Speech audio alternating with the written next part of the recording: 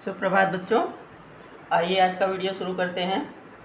तो संधि से संबंधित पूछे गए प्रश्नों में आज भी है। तो सबसे पहला क्वेश्चन है कि अत्यधिक का शुद्ध संधि विच्छेद है। शब्द है अत्यधिक।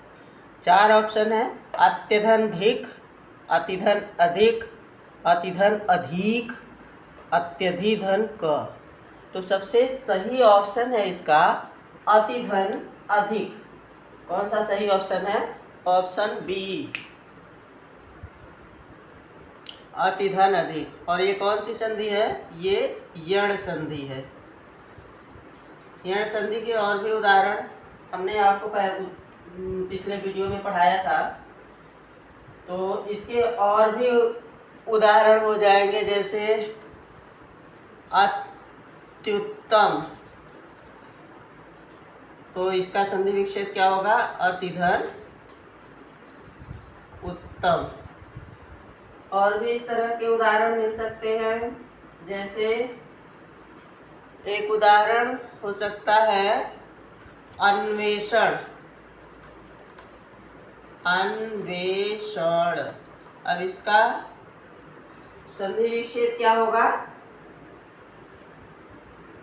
तो अन्वेषण है तो अनु अलग होगा, इसमें से अनुधन एषण, ये हो जाएगा अन्वेषण। और ये सब यण संधि के उदाहरण में आते हैं। तो अत्यधिक का सबसे सही ऑप्शन है अतिधन अधिक।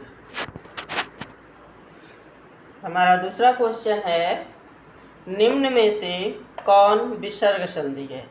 4 ऑप्शन दिए हैं, शब्द 4 यहाँ लिखे हुए हैं। इसमें से पूछ रहा है कि विसर्ग संधि का उदाहरण कौन है। तो सबसे पहला निरंतर, दिग्गज, जगदीश, महिष।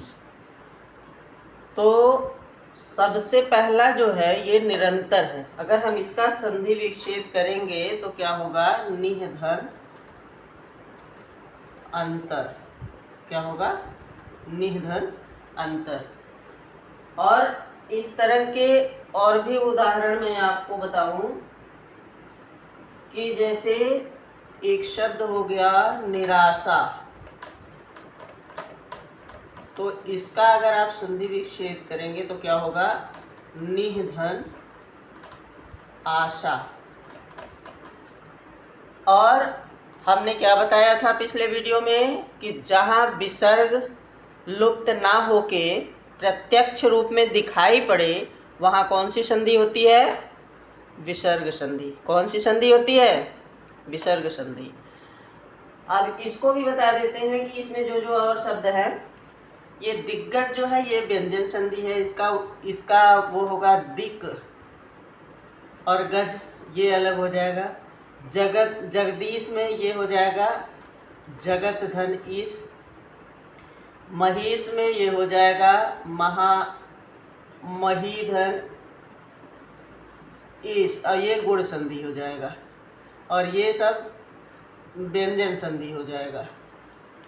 व्यंजन संधि कहाँ होता है? चलो व्यंजन संधि का उदाहरण आएगा तो हम वहाँ बताएंगे आपको कि व्यंजन संधि कहाँ कहाँ होता है।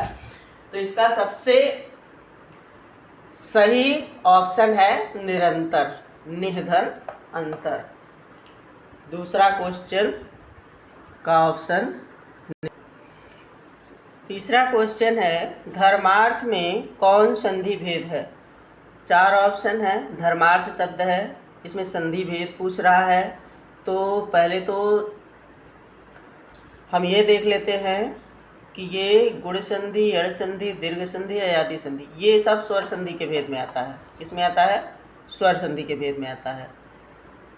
तो धर्मार्थ क्या है? पहले तो स्वर संधि है, पर स्वर संधि के भेद में ये कौन सी संधि है? क्योंकि स्वर संधि के 6 भेद होते हैं: दीर्घ संधि, गुण संधि, यण संधि, वृद्धि संधि, अयादि संधि और पूर्व रूप संधि। ये मैंने पहले भी बताया, आज भी दोहरा दे रहे हैं। तो इसमें से अब 4 ऑप्शन दिया, और ये कौन सा संधि है? तो धर्मार्थ होगा। इसका अगर हम संधि विच्छेद करेंगे तो क्या होगा? धर्म धन अर्थ, और धन बराबर आ। समझ गए होंगे आप कि ये कौन सी संधि होगी, क्योंकि मैंने बताया है अपने कई वीडियो में मैंने ऐसा क्वेश्चन डाला है कि जब अ और आ मिलते हैं तब आ होता है, आ और आ मिलेंगे तब भी आ होगा, ई और ई मिलेंगे तो बड़ी ई होगी, ई और ई मिलेंगे तो बड़ी ई होगी, छोटी ई मिलेंगे तब भी बड़ी ई होगी, छोटा ओ बड़ा ओ मिलेगा तब भी बड़ा ओ होगा। तो इस हिसाब से आप समझ गए होंगे ये कौन सा संधि है। जी हाँ, ये दीर्घ संधि का उदाहरण है। हमेशा बड़ा हो जाता है, अ मिलेंगे तब भी आ होगा और अ और आ मिलेंगे तब भी आ होगा। तो यहाँ दीर्घ संधि का उदाहरण है धर्मार्थ। आपको बातें समझ में आ रही हैं। अगला क्वेश्चन है, दुरुपयोग में कौन संधि भेद है। दुरुपयोग में इन ऑप्शन में से कौन सा संधि भेद है। दुरुपयोग शब्द है और इसका अगर हम संधि विच्छेद करेंगे, शायद हम संधि विच्छेद कर दें तो आपको भेद समझ में आ जाए, क्योंकि कई क्वेश्चन इस तरह के आपको मैं पढ़ा चुकी हूँ। तो इसका संधि विच्छेद अगर होगा तो यहाँ पे होगा दुह धन उपयोग, दुह धन उपयोग, और पूरा शब्द जब बनेगा तो यहाँ होगा दुरुपयोग। अब बातें समझ में आ गई होंगी आपको कि जब ये दू के आगे र का लोप हो गया और दो बिंदु दिख गई, और दो बिंदु किसकी पहचान है, विसर्ग की पहचान है, तो जाहिर सी बात है कि दुरुपयोग शब्द में विसर्ग संधि है। बातें समझ में आ गई। विसर्ग संधि के कई उदाहरण पिछले वीडियो में भी पढ़ाए गए थे और आज भी 1 से 2 क्वेश्चन आज भी हो गया।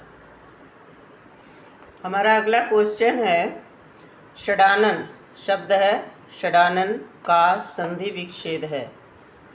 खडानन लंबोदर विघ्नेश्वर कहा जाता है गणेश जी को, ये गणेश जी का नाम है। तो इसका एक श्लोक भी है कि खडाननं भूतगणादि सेवितम कपित्थ जम्बो फलचारु भक्षणम उमासुतम शोक विनाशकारकम नमामि विघ्नेश्वर पाद पंकजम। तो षटकोण वाला है, इसको ख भी बोलते हैं और षडानन भी बोल सकते हैं, इसको खडानन भी बोल सकते हैं। का संधि विच्छेद पूछ रहा है। तो सबसे पहले संधि भेद में कौन सा भेद है, ये स्वर संधि है, व्यंजन संधि है, विसर्ग संधि है या दीर्घ संधि है। तो सबसे पहले इसका हम क्या कर लेते हैं, सबसे पहले इसका हम संधि विच्छेद कर लेते हैं, उसके अनुसार हमारा क्लियर हो जाएगा। तो यहाँ पे है षट धन आनन, अब होगा षडानन। आपको समझ में आ गया होगा शायद कि षडानन कौन सा संधि है, क्योंकि मैंने बताया था कि जब कोई वर्ण अपने वर्ग के तीसरे वर्ण में परिवर्तित होता है तब वहाँ व्यंजन संधि होती है। इसके अनुसार यह कौन सी संधि होगी, यह व्यंजन संधि होगी। बातें समझ में आ रही हैं। यह कौन सी संधि होगी, व्यंजन संधि होगी। षट धन आनन षडानन, क्योंकि षट यहाँ पे हो गया तो ट ठ ड में आकर तीसरे वर्ण में यहाँ पे ये परिवर्तित हो रहा है, इसलिए यहाँ पे व्यंजन संधि होगा।